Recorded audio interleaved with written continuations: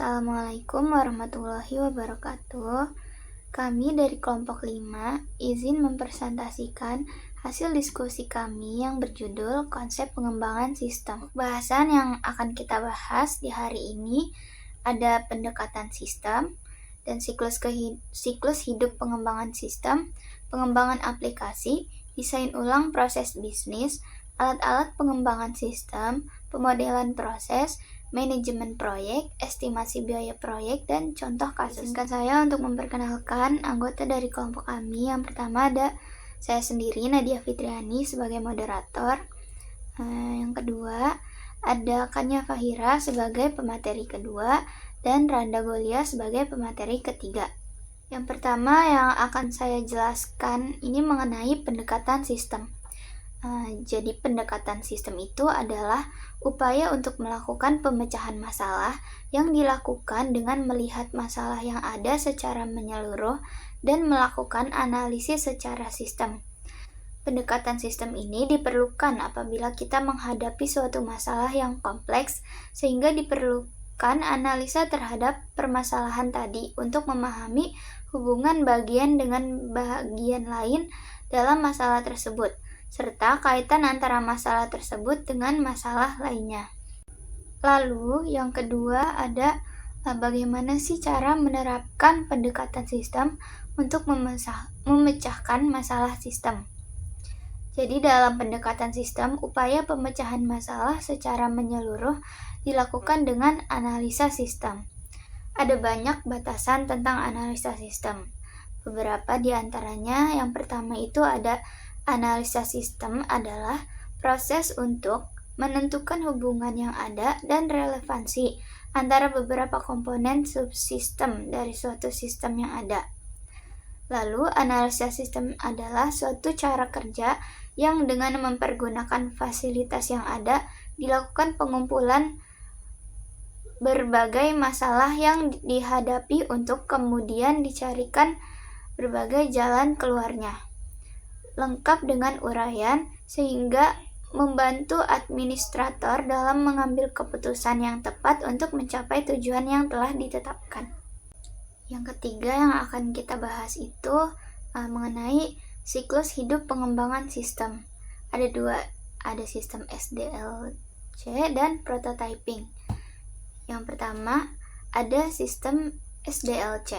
SDLC itu adalah proses sistematis untuk membangun perangkat lunak yang menjamin kualitas dan kebenaran perangkat lunak yang dibangun. Jadi proses SDLC bertujuan untuk menghasilkan perangkat lunak berkualitas tinggi yang memenuhi harapan pelanggan. Pengembangan sistem harus selesai dalam jangka waktu dan biaya yang telah ditentukan. Jadi SDLC terdiri dari rencana rinci yang menjelaskan bagaimana merencanakan, membangun, dan memelihara perangkat lunak tertentu. Setiap fase siklus hidup SDLC memiliki proses dan hasil tersendiri yang dimasukkan ke fase berikutnya. SDLC adalah singkatan dari siklus hidup pengembangan perangkat lunak, dan juga disebut sebagai siklus hidup pengembangan aplikasi. Nah, di sini kan ada beberapa tahapannya, ada requirement dan analisis. Jadi, tahapan yang pertama itu tahapan analisis sistem. Pada tahapan ini, sistem akan dianalisis bagaimana akan dijalankan nantinya. Hasil analisis berupa kelebihan dan kekurangan sistem, fungsi sistem, hingga pembaharuan yang dapat diterapkan. Bagian ini termasuk dalam bagian perencanaan. Bagian lain yang termasuk dalam perencanaan ialah alokasi sumber daya, perencanaan kapasitas, penjadwalan proyek, estimasi biaya, dan penetapan. Dengan demikian, hasil dari tahap perencanaan ialah rencana proyek, jadwal, estimasi biaya, dan ketentuan idealnya manajer proyek dan pengembang dapat bekerja maksimal pada tahap ini. Yang kedua itu ada desain atau tahap perancangan sistem. Jadi setelah persyaratan dipahami, perancang dan pengembang dapat mulai mendesain software. Tahapan ini akan menghasilkan prototipe dan beberapa output lain meliputi dokumen berisi desain, pola, dan komponen yang diperlukan untuk mewujudkan proyek tersebut. Setelah selesai spesifikasi, kemudian dilakukan perancangan sistem sebagai tahapan kelanjutannya. Tahap ini ialah tahap di mana seluruh hasil analisis dan pembahasan tentang spesifikasi sistem diterapkan menjadi rancangan atau cetak biru sebuah sistem. Tahap ini disebut sebagai cetak biru, di mana sistem sudah siap untuk dikembangkan mulai dari implementasi, analisis sistem, hingga tenaga pendukung sistem yang akan dikembangkan. Tahap yang ketiga itu ada implementation dan coding. Jadi atau tahap pembangunan sistem. Pengembangan sistem ialah tahap di mana rancangan mulai dikerjakan, dibuat atau diimplementasikan menjadi sistem yang utuh dan dapat digunakan. Jika diibaratkan bangunan, tahap ini merupakan tahap membangun. Tahap ini memakan waktu cukup lama karena akan muncul kendala-kendala baru yang mungkin dapat menghambat jalannya pengembangan sistem. Pada tahap ini, perencanaan bisa saja berubah karena satu atau banyak hal. Tahap selanjutnya ialah memproduksi perangkat lunak di bawah proses pengembangan. Menurut metodologi yang sudah digunakan, tahap ini dapat dilakukan dengan cepat. Output yang dihasilkan pada tahap ini ialah perangkat lunak yang telah berfungsi dan siap diuji. Yang keempat itu ada testing atau tahap pengujian sistem. Jadi sesudah sistem selesai dikembangkan, sistem harus melalui pengujian sebelum digunakan atau dikomersialisasikan. Tahap pengujian sistem harus dijalankan untuk mencoba apakah sistem yang dikembangkan dapat bekerja optimal atau tidak. Pada tahap ini, ada beberapa hal yang harus diperhatikan, seperti kemudahan penggunaan sampai pencapaian tujuan dari sistem yang sudah disusun sejak perancangan sistem dilakukan. Jika ada kesalahan, tahap pertama hingga keempat harus diperbarui, diulangi, ataupun dirombak total. Tahap tes SDLC ialah bagian paling penting dalam rangkaian pembuatan sebuah perangkat lunak, karena sangat tidak mungkin mempublikasikan sebuah software tanpa melalui pengujian terlebih dahulu. Beberapa pengujian yang harus dilewati antara lain kualitas kode, tes fungsional, tes integrasi, tes performa, dan tes keamanan. Untuk memastikan pengujian berjalan teratur dan tidak ada bagian yang terlewati, tes dapat dilakukan menggunakan perangkat continuous integration seperti CodeShip. Dari tahap ini akan dihasilkan perangkat lunak yang telah dites dan siap untuk disebarkan ke dalam proses produksi. Yang kelima ada implementasi atau deployment. Implementasi dan pemeliharaan merupakan tahap akhir dalam pembuatan SDLC. Di tahap ini, sistem sudah dibuat, diuji coba, dan dipastikan dapat bekerja optimal. Setelah tahap pembuatan selesai, dilakukan implementasi dan pemeliharaan oleh pengguna. Pemeliharaan sangat penting untuk memastikan sistem bekerja dengan optimal setiap saat. Yang ketiga ada pemeliharaan sistem atau maintenance. Pemeliharaan sistem yang sudah dibuat sangat penting untuk referensi di kemudian hari. Pemeliharaan ialah tahap akhir yang menjadi permulaan fase yang baru, yaitu penggunaan. SDLC belum berakhir di tahap ini. Software yang dihasilkan harus terus dipantau untuk memastikan ia berjalan dengan sempurna. Celah dan kerusakan yang ditemukan pada proses produksi harus dilaporkan dan diselesaikan. Jika ditemukan sebelum diproduksi massal, ini akan lebih baik daripada menyelesaikan dengan merombak semuanya dari awal ke akhir. Yang kedua, ada siklus hidup pengembangan sistem prototyping. Prototyping terdiri dari pembuatan sistem eksperimental dengan cepat dan murah untuk dievaluasi oleh pengguna akhir. Dengan berinteraksi dengan prototipe, pengguna dapat memperoleh gambaran yang lebih baik tentang kebutuhan informasi mereka. Prototipe yang disetujui oleh pengguna dapat digunakan sebagai template untuk membuat sistem akhir. Prototipe adalah versi kerja dari sebuah sistem informasi atau bagian dari sistem, namun hanya merupakan model awal. Setelah beroperasi, prototipe akan disempurnakan lebih lanjut hingga sesuai dengan kebutuhan pengguna. Setelah desain selesai, prototipe dapat diubah menjadi sistem produksi yang telah dipoles. Proses membangun desain awal, mencobanya, menyempurnakannya, dan mencobanya lagi disebut sebagai proses pengembangan sistem yang berulang karena langkah-langkah yang diperlukan untuk membangun sistem dapat diulang-ulang. Pembuatan prototipe secara eksplisit lebih berulang daripada siklus hidup konvensional dan secara aktif mendorong perubahan desain sistem. Telah dikatakan bahwa pembuatan prototipe menggantikan pengerjaan ulang yang tidak direncanakan dengan literasi yang direncanakan, dengan setiap versi yang lebih akurat mencerminkan kebutuhan pengguna. Jadi di sini ada langkah-langkah dalam pembuatan prototipe. Terdiri dari langkah yang pertama itu step 1, mengidentifikasi kebutuhan dasar pengguna. Perancang sistem, biasanya spesialis sistem informasi, bekerja dengan pengguna hanya cukup lama untuk menangkap kebutuhan informasi dasar pengguna. Step yang kedua, mengembangkan prototipe awal. Perancangan sistem membuat prototipe kerja dengan cepat menggunakan alat bantu untuk menghasilkan perangkat lunak dengan cepat. Step ketiga, gunakan prototipe.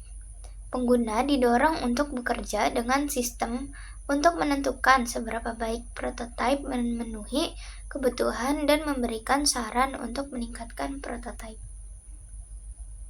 Step yang keempat ada merevisi dan menyempurnakan prototipe.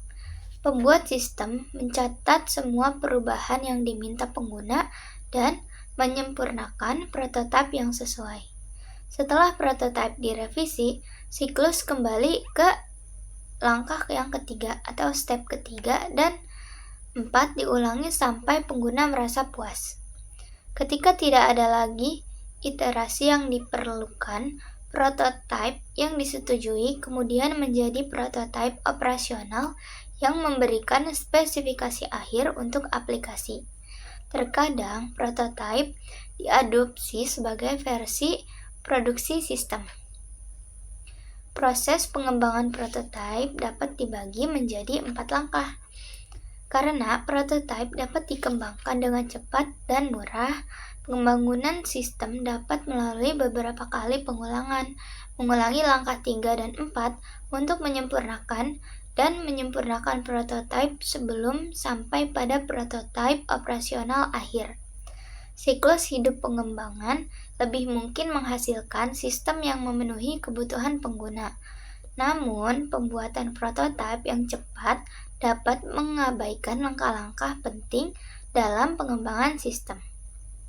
Jika prototipe yang telah selesai bekerja dengan baik, manajemen mungkin tidak melihat perlunya pemrograman ulang, desain ulang, atau dokumentasi dan pengujian lengkap untuk membangun sistem produksi yang sempurna.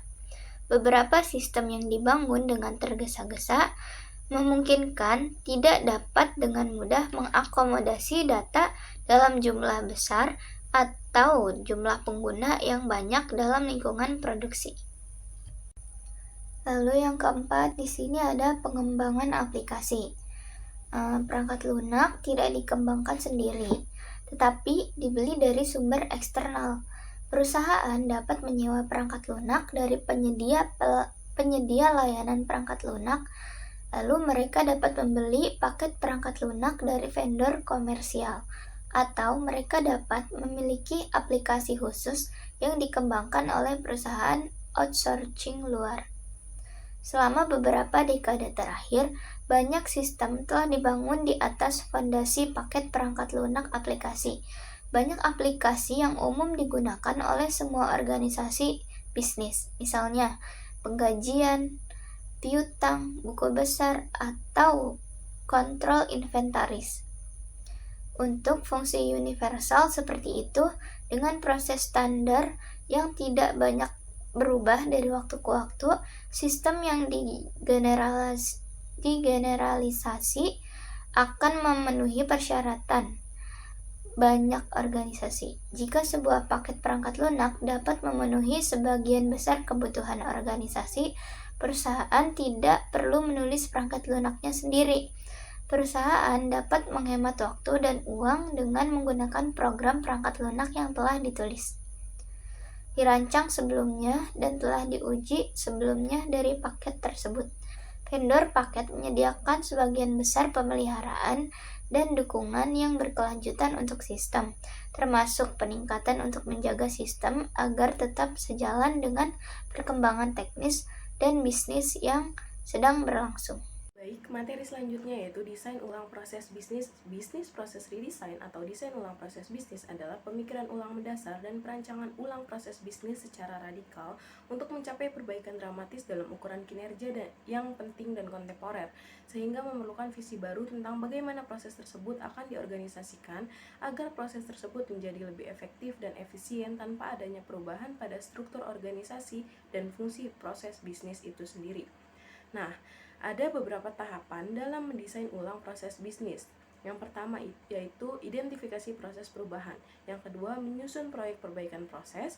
Yang ketiga, dokumentasi dan analisa proses yang sedang berjalan. Yang keempat, merancang proses baru. Yang kelima, menerapkan proses baru. Dan yang terakhir, pemeliharaan berkelanjutan. Selanjutnya, alat-alat pengembangan sistem. Alat pengembangan sistem atau yang biasa disebut tools dalam pengembangan sistem informasi digunakan untuk membantu dan mempermudah proses pengembangan perangkat lunak. Berikut ini ada beberapa jenis alat yang umum digunakan dalam pengembangan sistem. Yang pertama, perangkat lunak pemodelan. Alat ini digunakan untuk membuat model data dan model proses. Contohnya, Unified Modeling Language seperti Microsoft Visio. Yang kedua, Integrated Development Environment, menyediakan lingkungan pengembangan yang lengkap untuk programmer yang mencakup editor teks, compiler, interpreter, dan debugger. Yang ketiga, Database Management System, digunakan untuk mendesain, menciptakan, memelihara, serta mengelola database. Yang keempat, alat pengujian. Alat ini digunakan untuk menguji software yang telah dikembangkan untuk memastikan kualitasnya. Yang kelima, Software Configuration Management. Alat ini digunakan untuk mengontrol versi kode sumber. Lalu yang keenam ada alat kolaborasi dan manajemen proyek. Alat seperti Jira, Trello, dan Asana membantu dalam mengelola proyek dan melacak kemajuan pekerjaan. Yang ketujuh, alat prototype. Alat seperti Adobe XD, Sketch digunakan untuk membuat mockup atau prototype dari aplikasi yang akan dikembangkan. Yang kedelapan ada continuous integration atau continuous deployment. Alat seperti Jenkins, GitLab CI, dan Circle CI digunakan untuk otomatisasi pengujian dan deployment aplikasi.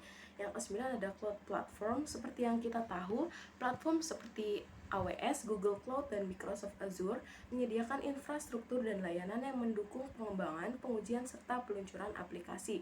Yang terakhir ada DevOps Tools. Alat seperti Docker, Kubernetes, dan Ansible membantu dalam implementasi praktik DevOps untuk pengembangan yang lebih efisien dan otomatisasi operasi IT. Selanjutnya, pemodelan proses. Pemodelan proses adalah cara untuk merepresentasikan, menganalisis, dan memahami bagaimana suatu proses atau sistem bekerja.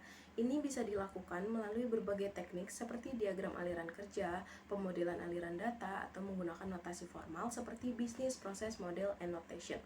Nah, tujuan utama dari pemodelan proses ini adalah untuk menganalisis keadaan saat ini dan menyimpan bagaimana hal tersebut harus dilakukan untuk mencapai hasil yang lebih baik, serta untuk meningkatkan efisiensi, mengidentifikasi area yang dapat ditingkatkan, dan memahami interaksi antara bagian-bagian yang berbeda dari proses tersebut. Langkah-langkah dalam pemodelan proses bisa diuraikan sebagai berikut. Yang pertama, identifikasi proses. Menentukan proses bisnis mana yang akan dimodelkan. Yang kedua, pemetaan aktivitas. Identifikasi semua aktivitas yang terlibat dalam proses tersebut, baik yang berupa tindakan manusia maupun otomatis. Yang ketiga, pemodelan alur kerja. Gunakan notasi seperti BPMN untuk menggambarkan alur kerja proses secara visual. Yang keempat, analisa proses. Evaluasi diagram alur kerja untuk mengidentifikasi potensi perbaikan atau masalah dalam proses. Yang kelima, perbaikan proses. Rancang perubahan atau penyempurnaan yang diperlukan untuk meningkatkan proses. Yang keenam, implementasi perubahan. Terapkan perubahan yang direncanakan ke dalam proses bisnis sebenarnya. Yang ketujuh, pemantauan dan evaluasi.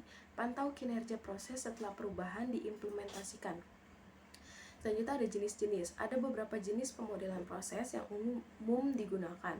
Di antaranya, yang pertama ada diagram alur.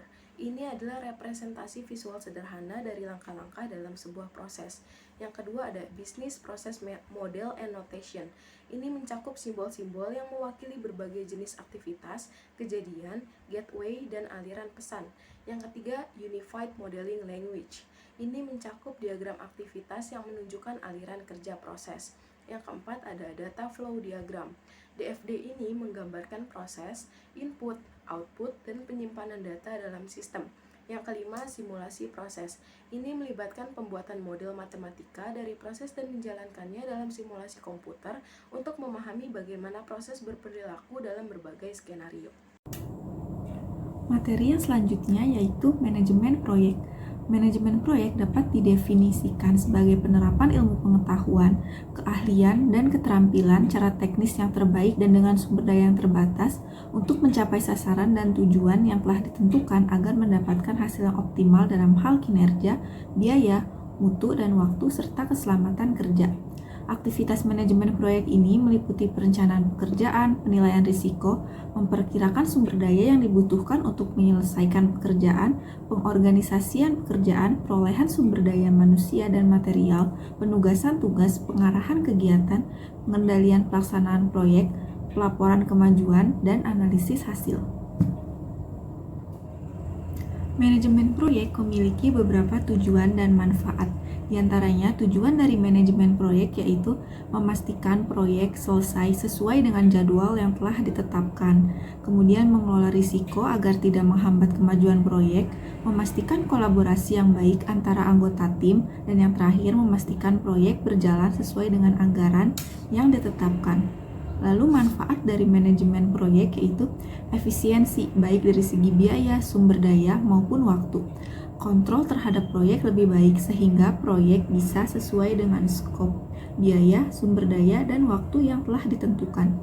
Kemudian meningkatkan kualitas, meningkatkan produktivitas, dan koordinasi internal yang lebih baik. Materi yang selanjutnya yaitu estimasi biaya proyek. Estimasi biaya merupakan pengembangan hubungan yang baik antara objek biaya dengan penggerak biayanya untuk tujuan memprediksi biaya. Estimasi biaya memiliki peran penting dalam mengembangkan posisi bersaing strategis, juga dalam menggunakan analisis rantai nilai, perhitungan biaya berdasarkan target, serta dalam konteks perencanaan dan evaluasi lainnya pada manajemen biaya.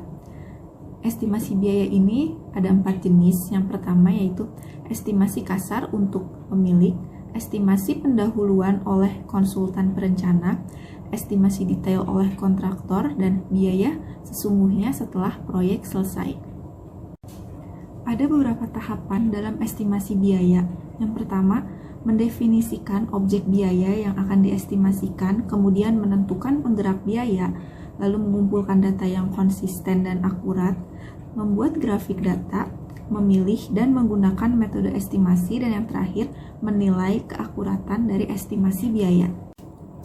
Untuk contoh kasus dari penerapan manajemen proyek yaitu di sini ada penerapan manajemen proyek PT Mayora Indah Tbk.